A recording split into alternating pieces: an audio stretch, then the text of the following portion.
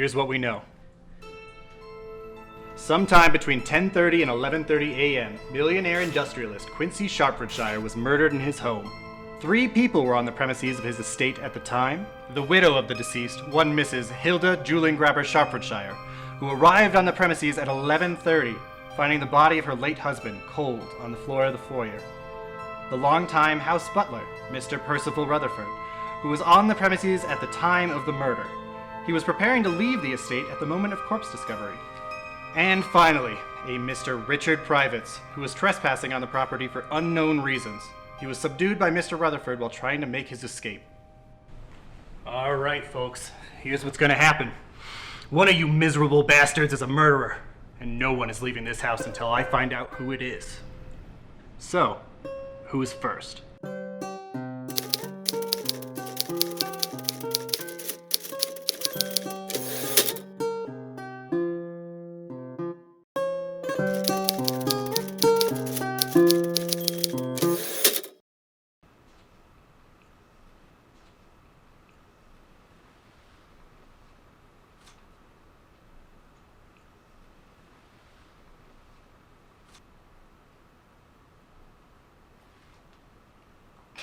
All right, Miss Hilda. Let's just get down to the brass tacks. You killed your husband. Now admit it.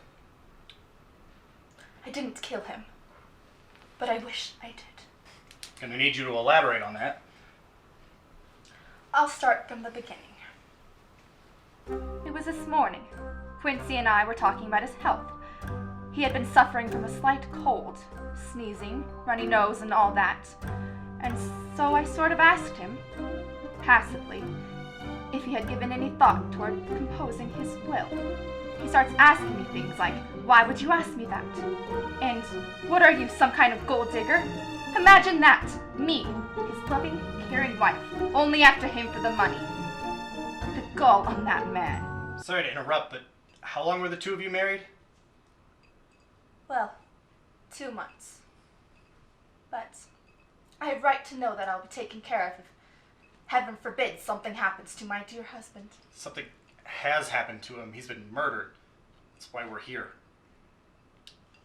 Oh. Yeah. Yeah. Well. Anyway. So I yell at him, and he yells at me, and he starts threatening to take me out of his will entirely. So I threatened to flush his potassium pills down the toilet. And he freaks out because the doctor told him that he has low potassium. But who has low potassium? Right. Potassium. So I'm fed up. I take the credit card and leave to get groceries. That was the last time I saw him alive.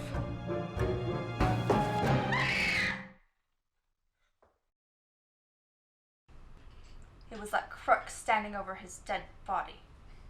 He's the one to thank for killing that snake.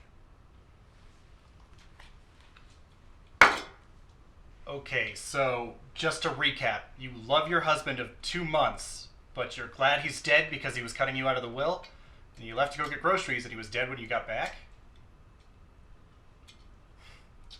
Well, I'll be honest, I have no idea what to make of that. Who's next?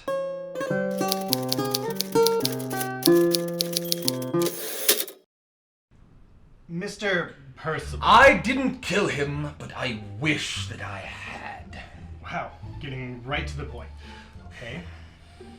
You know, people always put the dead on this pedestal, like they were perfect or something. But they're not. Like sometimes people who are murdered are jerks, stupid, malignant pieces of garbage who don't appreciate all that you've done for them. Sometimes those who are murdered deserve to be murdered, is all I'm saying. Definitely sent some, baggage. I come from a long line of butlers. 6 generations of my family have buttled. I have buttling in my blood. Buttling? Is that a word? Hey! Do you think you know more about buttling than a butler? Point taken. Continue. I did everything for that man. For 6 years I served him faithfully. I cleaned and pressed his robes. I washed his car. I did every household chore you can imagine, plus 1,000,000 more you wouldn't dare dream of. He called me into his office this morning to tell me something important. You wanted to see me, oh great boss? Come in, Percy boy. I want to take the time out of my busy schedule kicking puppies to let you know that you're fired. He said all that? I may be embellishing a tad. But basically, yes, he said all that. Anyway. I'm fired? Why ever would you fire me, sir? Because, my dear boy, I don't appreciate this attitude that you've had, and it has become too much for me to bear. Now leave me, so I may continue lacing bread with cholera that I may feed it to the orphans. Dejected, I packed my bags with all my things and made my way.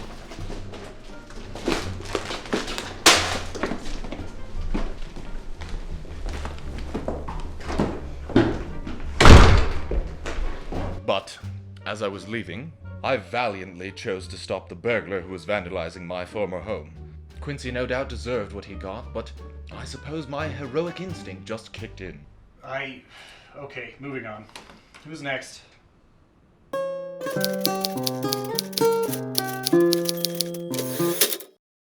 Mr. Richard Privates. Please, call me Dick. You gotta listen to me, man. I didn't kill the guy. Let me guess, you didn't kill the guy, but you wish you did? What? Dude, no! I'm just the neighbor. Why would I want to kill the guy? Wait, you're the neighbor? Why were you burglarizing this home? You gotta believe me. This whole thing is just a crazy mix-up. Let me explain. I'm new to the neighborhood. In fact, I just moved in next door. I wanted to introduce myself to my new neighbors, maybe take them a pie. I knocked on the door. I heard a crash inside. It sounded like a struggle. I was worried, so I waited. Nothing. I panicked. I didn't know what to do. What if something happened? Do I leave? Do I call for help? Do I check on him? I had to do something, so I made a decision. I had to get in there. I didn't see any other way.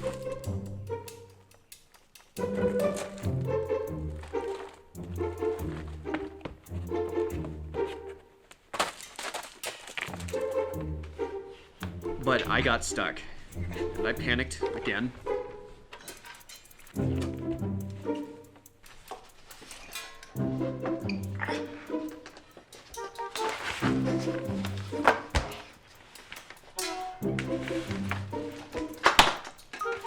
I was finally free. I was a little dirty, but there wasn't time to worry about it. Someone was in trouble.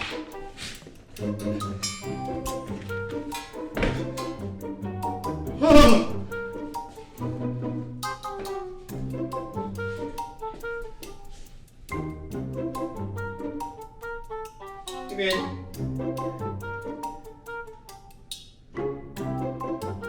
Hey, you alright? Wake up!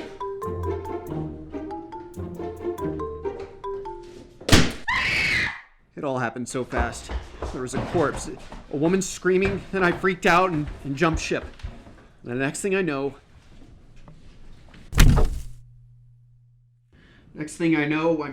I'm here, I get handcuffed, I don't know what's going on, I'm moist for some reason, and I just want to go home. Get out of here. I think this whole thing is just... Get out of here! Okay. Yes, sir. We have 3 suspects, each with plausible motives. It's the wife, clearly a gold digger. She's got her head so deep in the bottle, I don't know if I could trust a word she says. And there's the butler. He just got laid off, maybe an act of passion. It's hard to think that he couldn't see anything of note. Does he have a heart for murder? And that other guy. I don't even know where to start with that guy. There's something I'm missing.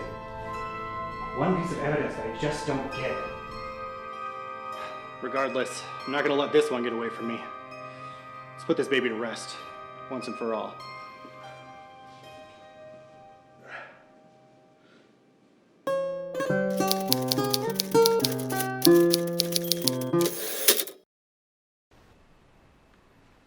So, seen any good movies lately? Can't believe one of you is a murderer. I mean, I'm not complaining. I'm loaded now. But one of you is a murderer. I will have you know, madam, I would never lower myself to such levels of filth. How do I know you didn't kill him? How dare you! I may be a lot of things, but I'm no murderer. I'll not take any lip from the help. Oh, Guys, like let's the just word of some calm gold-digging down a tramp little. means anything. Tramp! You lazy, mouthy, freeloading! Oh, I'm a freeloader? Why don't you say that to my face, you floozy? Why don't you make me? Maybe I should. What's happening? All right, scumbags. One of you is not as they seem to be. So who isn't telling the whole truth, huh? My head's killing me. You mean to tell me that you didn't actually check to see if he was dead? I could say the same to you. You're a cop! And you're his wife. What is going on? Okay, I think I can explain what happened. So my wife and I had just had a heated argument. She left in a huff to get some groceries, and I felt rather faint. The doctor had warned me not to overexert myself on account of my low levels of potassium. I heard a rather loud knock at the door, which caught me off guard. Didn't notice the banana peel, and... well, the next thing I know... Well, this is embarrassing.